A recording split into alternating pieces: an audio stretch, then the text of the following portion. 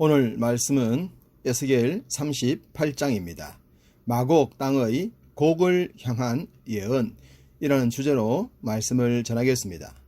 37장에서 마른 뼈가 큰 군대로 변화되는 것과 두 막대기가 하나가 되는 것을 통해 이스라엘이 하나의 나라로 회복될 것에 대해 말씀을 하셨습니다. 그러자 악한 세력들이 이스라엘의 하나됨을 시기하고 큰 세력을 이루어 대적할 것에 대한 말씀이 38장부터 시작됩니다. 오늘 말씀은 굉장히 묵시적인 느낌을 받을 수가 있습니다. 요한계시록에 종말적으로 등장하는 이름과 같은 이름이 등장하기 때문입니다. 요한계시록 20장 7절과 8절에 천년이 참에 사탄이 그 옥에서 놓여 나와서 땅의 사방 백성 곧 곡과 마곡을 미혹하고 모아 싸움을 붙이리니 그 수가 바다의 모래 같으리라. 여기서도 알 수 있듯이 곡과 마곡이 등장하고 있습니다. 에스겔과 계시록에 등장하는 곡과 마곡이 동일한 나라와 왕인지는 모르겠지만 일단 분위기가 굉장히 종말론적이라는 것입니다.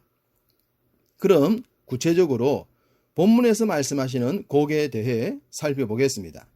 2절은 마곡 땅에 있는 로스와 메섹과 두발 왕 곡이라고 했습니다.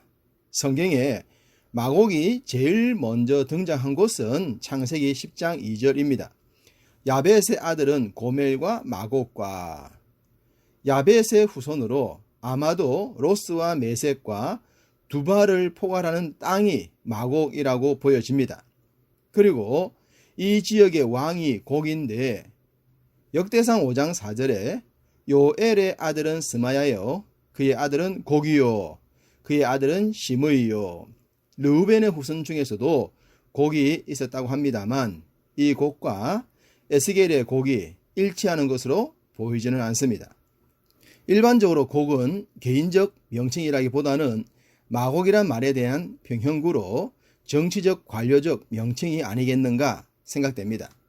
그러나 분명한 것은 이들은 하나된 이스라엘을 대적하는 무리이므로 믿는 자들을 대적하는 적 그리스도를 대변하는 세력으로 보면 되겠습니다. 요한계시록 20장에서도 곡과 마곡이 대적하는 세력이 될 것이라고 했기 때문입니다. 본문 8절도 그러한 내용입니다. 여러 날 후 곧 말년에 내가 명령을 받고 그 땅 곧 오래 황폐하였던 이스라엘 산에 이르리니 그 땅 백성은 칼을 벗어나서 여러 나라에서 모여 들어오며 이방에서 나와 다 평안히 거주하는 중이라. 곡과 마곡이 평안히 살고 있는 이스라엘 백성들을 향해 대적하는 무리로 들어올 것이라고 합니다. 요한계시록 내용과도 일치하는데 하나님의 백성들을 향한 악한 대적 행위로 보입니다. 그런데 이 구절에서 내가 명령을 받고 라고 했습니다. 그렇다면 누구로부터 명령을 받은 것일까요? 평안히 거주하는 백성들을 향해 칼을 빼게 했다면 당연히 사탄이지 않겠습니까? 그렇습니다. 이 땅의 모든 악한 세력은 사탄의 명령을 받게 되어 있습니다. 그것이 개인이든 나라든 환경이든 공동체이든 사탄의 명령을 받는다면 결국 믿는 자들의 대적이 될 수밖에 없겠죠. 곡과 마곡은 엄청난 무리로 이스라엘을 공격합니다. 9절 내가 올라오되 너와 내 모든 때와 너와 함께한 많은 백성이 광풍같이 이르고 구름같이 땅을 덮으리라. 때로 몰려오는 대적의 모습 마치 메뚜기 떼가 온 땅을 덮는 것처럼 갑작스런 태풍이 온 땅을 뒤덮듯이 말입니다. 이런 강한 세력을 과연 우리가 싸워 이길 수 있는 방법은 무엇일까요? 그것이 바로 전능하신 하나님을 의지하는 것이겠죠.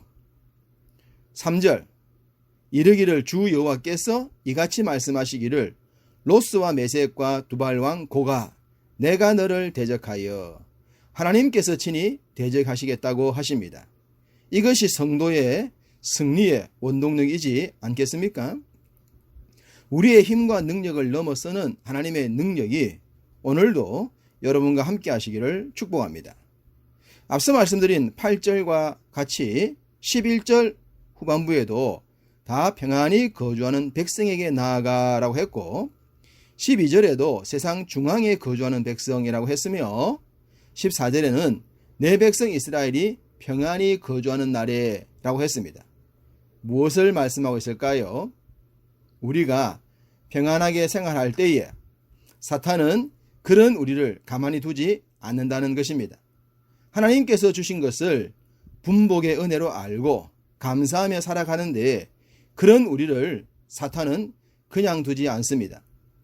마치 제국주의자들이 일상생활하는 나라와 백성들을 침략하듯이 말입니다.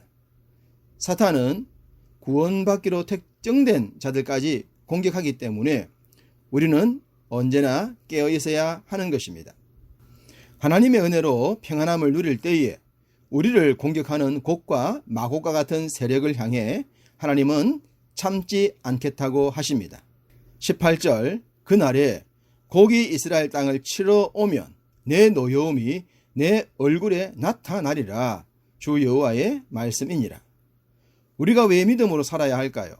바로 이 부분이 있기 때문입니다.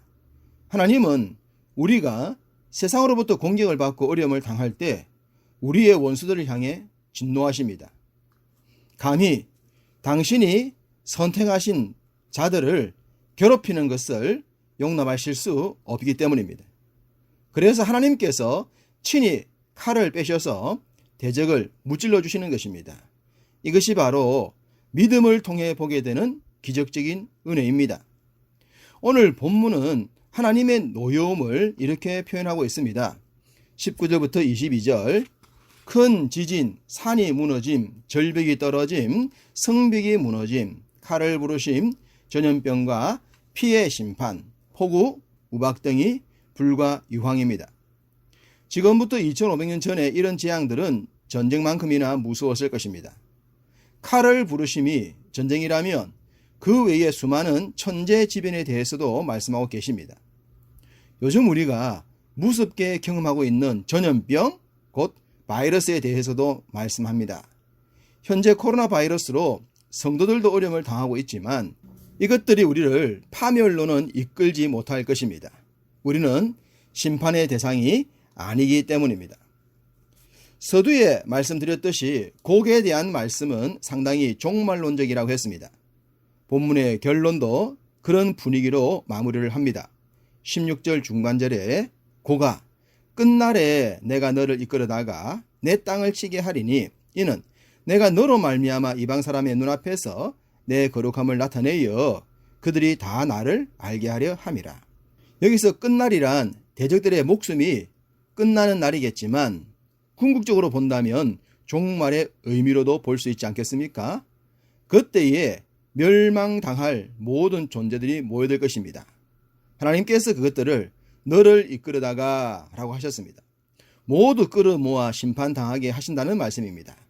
이스라엘의 신 여호와께서 살아계신 하나님이라는 것을 알게 하시겠다는 의미로 말입니다. 요한계시록에서 모든 인류가 심판주 되신 주님께 심판을 받으면서 고백하게 될 내용이지 않겠습니까? 사탄의 지배를 받는 세상은 하나님이 심판의 주님 되심을 모릅니다. 사탄이 속였기 때문입니다.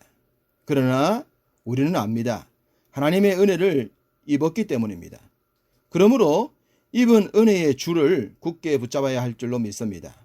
행여 우리 앞을 가로막는 그 어떤 악한 세력을 만나더라도 영적인 전쟁에서 넉넉하게 이기게 하실 하나님을 의지합시다. 그리하여 오늘도 여러분을 통해 세상이 하나님께로 나오는 열매가 있기를 주님의 이름으로 축복합니다.